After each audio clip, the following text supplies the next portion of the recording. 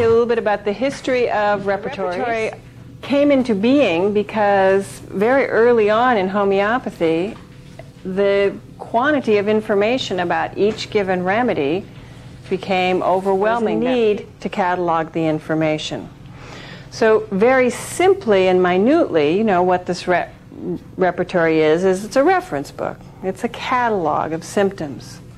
Hahnemann put together the first rudimentary repertory when he realized he was accumulating more symptoms from his provings than he could hold in his head anymore.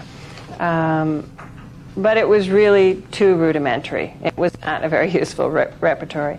And so a homeopath named Jahr, which is spelled either with a Y or a J, depending on who you read, took all of Hahnemann's notes, which were really just notes from provings, and put them into a usable format. There were numerous repertories that were none really very usable, but all kind of along the lines of Jahr and Hahnemann until 1828. Benninghausen, which is a name we will hear.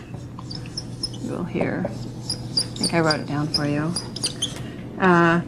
Came up with the most valuable repertory of the provings, 1833, that was actually in use for a while. But it still was not in a very usable format. The proving symptoms were sometimes listed alphabetically in some of the repertories in a ramshod fashion, and so Benninghausen decided to come up with something simpler and more usable. And so this is where the controversy really started, because in 1845, Benninghausen wrote something called a therapeutic handbook. And this really was a handbook, because it was all about generalized symptoms. In that earlier heyday of homeopathy, every prominent homeopath, it seemed, was coming out with their way of organizing symptoms. Kent's repertory first came out in 1897, but around 1900 there were three prominent repertories that came out, and they were Kent's and Nur's, and Boger redid Benninghausen, not his therapeutic handout, but his early repertory work. And so these came out in competition with each other, all vying for the homeopathic market, and they're all still very useful repertories. And then things quieted down. You know, the whole first part of the 20th century, they stayed using these repertories as homeopathy really dwindled. And then things burst forth again, and we get into now the more modern repertory, starting in 1973 with the synthetic repertory. And the synthetic repertory brought in all the authors from the 20th century, as well as those who hadn't been represented from before, and only focused on certain key chapters. So there were several important features of the synthetic repertory. They focused on these key chapters, which were the ones you will use a lot: the mind, the generalities, sexuality, sleep, and dreams. But for the first time, who is responsible for each listing in the repertory was credited. There's a number by each name in the synthetic repertory, and so those in the know would know that number 8 was not very reliable, number 12 was very reliable. Schroyens, who organized a team of people, and finally in 1993 came out with Synthesis, which is the most portable option you're offered here as a book to use. He has all the additions to Kent's original repertory are well identified. You know who they came from. They've been carefully checked out for their accuracy. There have been corrections. There are mistakes in Kent's repertory. You can look and find a remedy in a rubric and look up in the Materia Medica and find out it's in fact the entire opposite as it really shows up in the clinical information. Their team has gone through and checked every listing in the repertory to make sure every one is properly extracted from the original literature. How you use the repertory is really important. Because what it is, it's not a guide to remedies. It's a guide to which materia medica you should study. It's not the answer. It will not lead you to the remedy in most cases. It will lead you to a handful of remedies to consider. To use this tool, you first of all have to take the case well.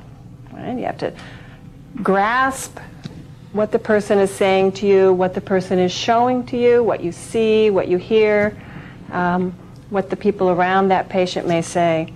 You have to translate that into repertory language. Now this is a skill that's worthy of some time because it takes some time to develop it, to know how you would phrase that, to find it in the repertory, and then where to look for it. Even if you come up with one best remedy that's in every part of the repertory you look in, what you need to do is take that back to the materia medica. As an example, a rubric under suicide. There's a number of remedies listed, and they all just are listed suicide by hanging, suicidal disposition by hanging. If you go back to the materia medica and read them, some of them are clearly that's the impulse. One of them is, though, dream hanging by his neck by a noose, cut himself out, feared that he would be an unfortunate suicide if he didn't cut himself loose, or something like that. It's really quite a different sense than someone who says, I'm just going to hang myself to get out of here. And if you use one where the other consideration is needed, you'll have the wrong remedy, and you can't figure that out from the repertory. Also, if you look in this suicide by hanging, not every remedy that's ever thought of suicide by hanging is going to be in this rubric. You're going to miss some, so you're hoping it's going to show up in some of the other rubrics you find. You won't get to your one best remedy necessarily. Not all remedies are in every appropriate rubric that you've selected, and you don't at all get the sense of it for any given individual remedy by just reading the repertory. So you need to go, the repertory is your path that leads you from the patient to the materia medica, and you have to go through the materia medica to get back to the patient.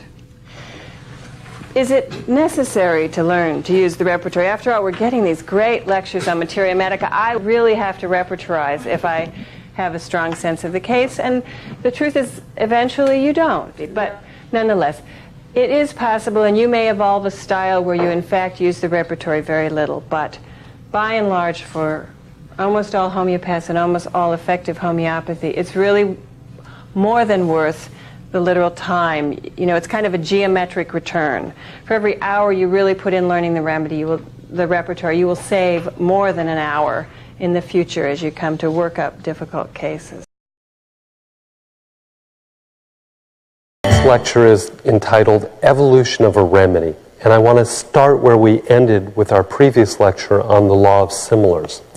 And I want to describe how our knowledge of remedies evolves through time. You know, first, before a substance is made into a homeopathic remedy, we have knowledge of this substance either through folk medicine, usually, or through poisonings, and documented symptoms through poisonings.